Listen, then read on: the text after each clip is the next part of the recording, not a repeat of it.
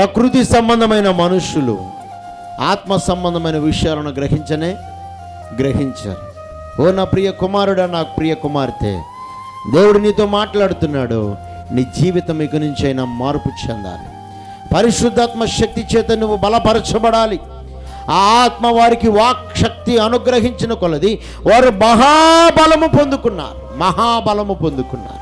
మరి నీవు పరిశుద్ధాత్మను పొందుకున్న వారు లోకం వైపు చూడలా. కానీ వీళ్ళు అంటున్నారు, పరిశుద్ధాత్మ దేవుడు ఉన్నాడన్న సంగతి మాకు తెలియదు బ్రదర్ అని. అంటే మీరు ఏ నామంలో బాప్తిస్మం పొందారయ్యా అంటే, మేము బాప్తిస్మం ఇచ్చి యోహాను నామములో బాప్తిస్మం పొందాము. అప్పుడు అంటారు, యోహాను నామములో కాదు నాయన బాప్తిస్మం పొందాల్సింది, నజరేయుడైన యేసు క్రీస్తు నామములో నువ్వు బాప్తిస్మం పొందాలి.